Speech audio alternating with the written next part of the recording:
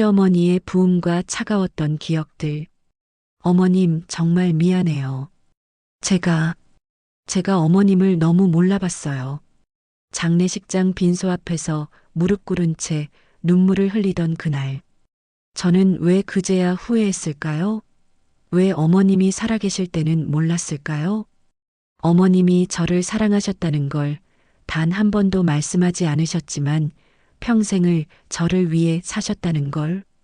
하지만 그건 훨씬 나중의 일이었습니다. 그날 아침 저는 그저 또 하나의 힘든 하루가 시작되었다고만 생각했으니까요. 새벽 5시 반 알람 소리에 눈을 떴습니다. 옆에서 코를 고는 남편 민우의 얼굴을 힐끗 보고는 조용히 이불을 걷어냈죠. 겨울 새벽 공기는 차가웠고 저는 서둘러 거실로 나가 온수매트 온도부터 올렸습니다. 7살 시우가 감기라도 걸리면 안 되니까요. 부엌에 서서 아침 준비를 하는데 핸드폰이 울렸습니다. 남편 전화였어요. 이상했죠. 남편은 옆방에서 자고 있는데 무슨 전화일까요? 화면을 보니 시아버지 번호였습니다. 여보세요, 아버님? 은희야, 나 지금 병원인데. 시아버지의 목소리는 떨리고 있었어요. 뭔가 심상치 않았습니다. 어머니가 그만. 그 순간 제 손에서 국자가 떨어졌습니다. 바닥에 국물이 튀었지만 저는 그것조차 신경 쓸 수 없었어요. 머릿속이 하얗게 변했습니다. 시어머니 강순자, 67세. 어젯밤 김밥 장사를 마치고 집에 돌아오시던 길에 쓰러지셨다고 했습니다. 심근경색이었대요.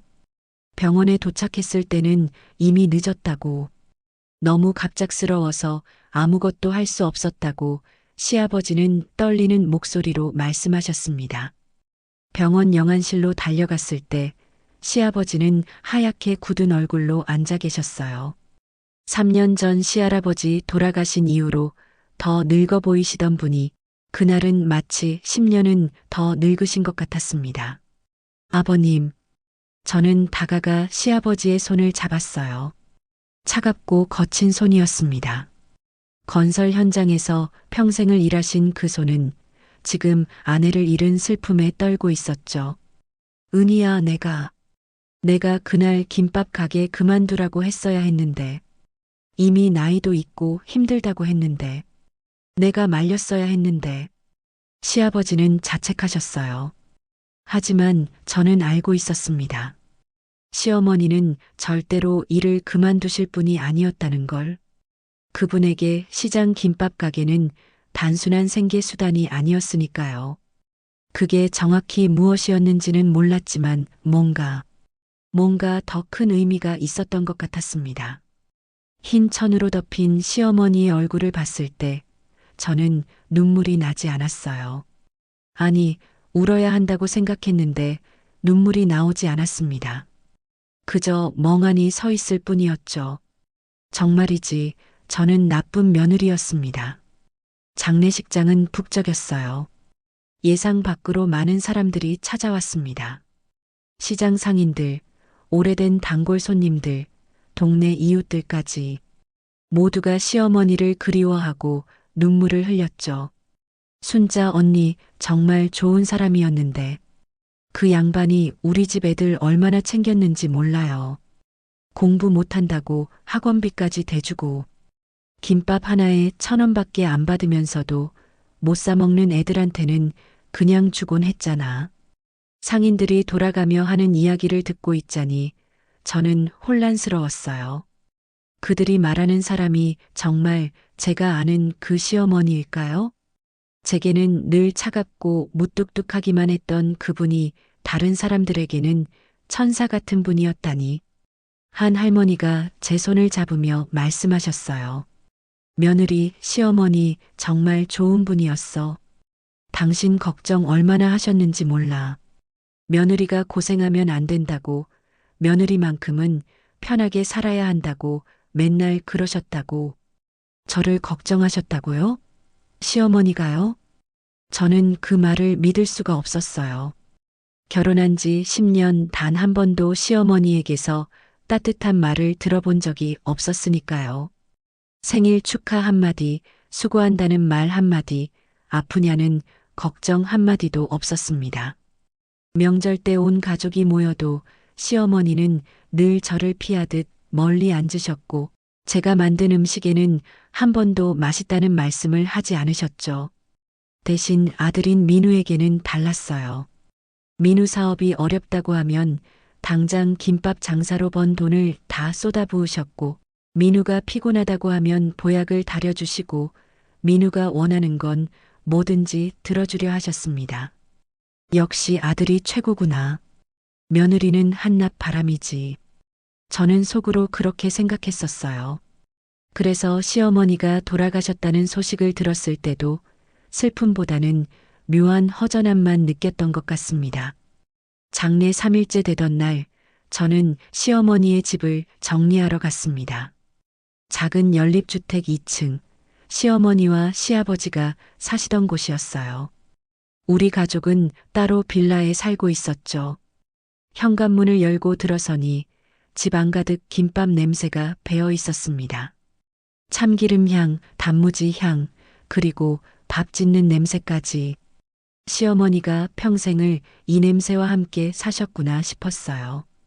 거실 한쪽에는 김밥 재료를 보관하는 냉장고가 있었고, 부엌에는 큰 밥솥과 김밥 많은 도구들이 가지런히 정리되어 있었습니다. 모든 게 시어머니의 손길이 느껴지는 공간이었죠. 시어머니의 방문을 열었을 때 저는 잠시 숨이 멎었어요. 방은 놀라울 정도로 단순했습니다. 낡은 옷장 하나, 작은 화장대 하나, 그리고 이불 한 채. 30년 동안 김밥 장사를 하시며 모은 돈이 분명 적지 않았을 텐데 이렇게 소박하게 사셨다니. 옷장을 열어보니 몇 벌 되지 않는 옷들이 걸려 있었어요. 모두 낡고 색이 바랜 것들이었습니다. 한쪽 구석에 작은 나무 상자가 있길래 꺼내봤죠. 상자 안에는 오래된 사진 몇 장과 편지들, 그리고 낡은 공책 한 권이 들어 있었습니다. 레시피 노트, 표지에 시어머니의 손글씨로 그렇게 적혀 있었어요. 저는 조심스럽게 그 노트를 펼쳤습니다. 30년간 시어머니가 만들어 온 김밥의 비밀이 담긴 노트겠구나 싶었죠. 첫 페이지를 넘기는데 손이 떨렸습니다. 왜인지 모르게 이 노트에는 뭔가 특별한 것이 담겨 있을 것 같은 예감이 들었거든요. 김밥 재료 밥 3공기, 김 10장, 단무지, 당근, 시금치. 평범한 레시피였어요. 하지만 그 아래 작은 글씨로 적힌 한 줄을 보는 순간 저는 얼어붙었습니다. 민우야, 엄마가 너무 미안해. 내가 고생하는 게 다 엄마 때문이야. 이게 무슨 뜻일까요? 저는 다음 페이지를 넘겼어요. 또다시 레시피 사이에 적힌 글귀가 보였습니다. 며느리에게 미안하다. 내가 너무 차갑게 대했구나. 하지만 어떻게 표현해야 할지 몰랐어. 심장이 쿵쾅거렸어요. 다음 장, 또 다음 장을 넘길 때마다 시어머니의 숨겨진 마음들이 하나씩 드러났습니다. 그리고 노트 중간쯤 오래된 사진 한 장이 끼워져 있었어요. 사진 속에는 화려한 드레스를 입은 젊은 여성이 서 있었습니다. 배경은 고급스러운 저택이었고 여자의 미소는 자신감과 품위로 가득했죠. 이 사람이 설마. 사진을 뒤집어 보니 작은 글씨가 적혀 있었습니다. 1975년 강순자 20세 아버지 생신. 저는 그 자리에 주저앉고 말았습니다. 이 화려한 여자가 시어머니라고요? 30년간 시장에서 김밥을 팔던 그 시어머니가요? 노트를 꼭 껴안은 채 저는 울음을 터뜨렸습니다. 정말 이제야 알 것 같았어요. 시어머니가 왜 그렇게 말이 없으셨는지, 왜 저에게 차갑게 대하셨는지, 왜 평생을 그렇게 고되게 사셨는지. 어머님, 도대체 무슨 일이 있었던 건가요? 빈 방 안에서 중얼거린 제 목소리만이 메아리 쳤습니다. 창밖으로는 겨울 해가 지고 있었고 제 손에 든 낡은 레시피, 노트는 아직 밝혀지지 않은 수많은 비밀들을 품고 있었습니다. 이건 단순한 요리 노트가 아니었어요. 이건 시어머니의 인생이었고 숨겨진 진실이었으며 제가 미처 몰랐던 사랑의 기록이었습니다. 저는 떨리는 손으로 다음 페이지를 넘기기 시작했습니다.